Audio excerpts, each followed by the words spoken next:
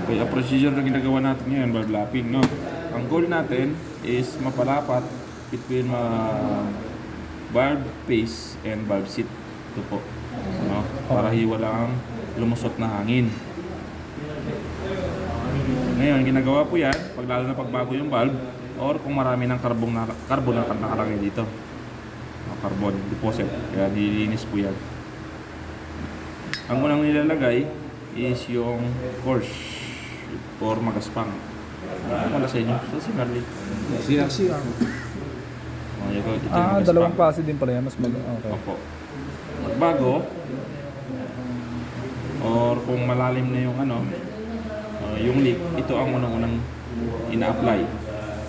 And then, pagkatapos po, yung finishing, ito yung pino. Iba yung texture niyan.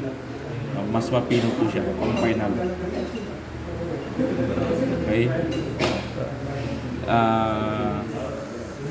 Ang papagamit ko lang muna sa inyo is yung pino. Sige po. Kasi hindi naman masyadong ito.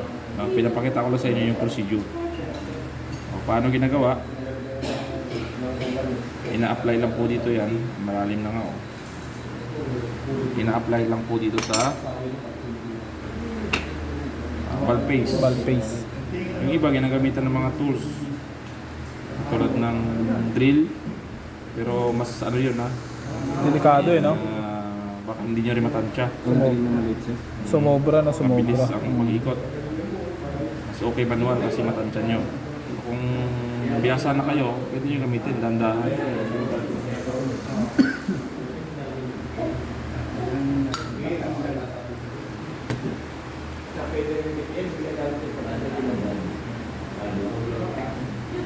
Ito manual. Wax na. Yan. Yun nyo, maingay, no? Kasi may grinding compound po yan.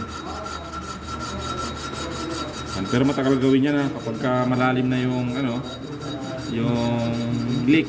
Kailangan mong habulin yun. Ngayon, pagkatapos mo yan gawin, kailangan mo tanggalin yung mga naiwan na grinding compound. Linisin mo yan at pwedeng ugasan or punasan or buga ng compressor. Okay. Ngayon, pag tinesting nyo, pwede nyo lagyan ng tubig dito, ini-liquid, tapos pwede nyo buga ng compressor dito. Ngayon, pag bumula po yan, ibig sabihin, may leak. Pag na liquid, pag bumuga dito, tapos kailangan walang bula dito sa taas. Pag may bumula, ibig sabihin may lumusot na hangin. May lumusot na hangin. Ibig sabihin sir, nakalapat na siya, parang wala nang tunog. Pag wala naman siya tunog, ibig sabihin naubos na yung grinding compound. Kaya ang palatandaan. Try and error ka. Dapat pagkano mo, testing mo, tapos pag may nakita may leak, abulin mo ulit sa banda. Paulit-ulit po yun.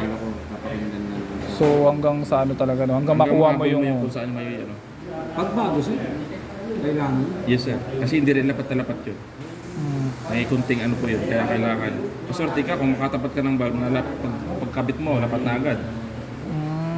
May mga ganun na hindi na pero kadalasan kasi hindi lapat Kaya habulin mo. Makapal yan pagbago.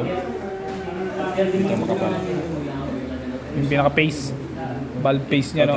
Valve pace, Kasi hindi pa nagagamit Ano po. Testing mo muna. Mali mo, lapat na siya. So, testing mo muna. doon muna kasi muna. Test. Test mo muna siya. Leg test. Yun ang yung iba pinaka-press. ginagawa, nilalagyan dito. Tapos hinihintay na lumuha. Lumabas. Sabihin, tumulo dito. Dito nilalagyan. Pero kailangan, ang pagtetest nyo, kailangan nakalak ha. Paano nakalaksa? Dito. Lagyan mo yung spring. Okay. Pag binagawa mo ng compressor dito, ilalak nyo. Kasi tutulak, pag inanginan mo yan, tutulak nyo to. Di makakaroon ng leak. Dapat sir, hindi tatalsik ng tubig. Pag binugahan mo dito, walang bula. Bula. Hindi magkakaroon ng bula yun. Walang lumusot. Bula yun, ibig sabihin, may lumusot na hangin. Parang pipitik yung tubig. Gawin nyo yung procedure na ginawa ko, tapos i-leak-test nyo. Yung fine lang po yung gagamitin nyo. Sige. Pwede ba i-leak test muna namin to? Lagyan namin ng liquid. Punasan nyo muna yung ginawa ko. Punasan nyo yun. Sige po sir. Thank you.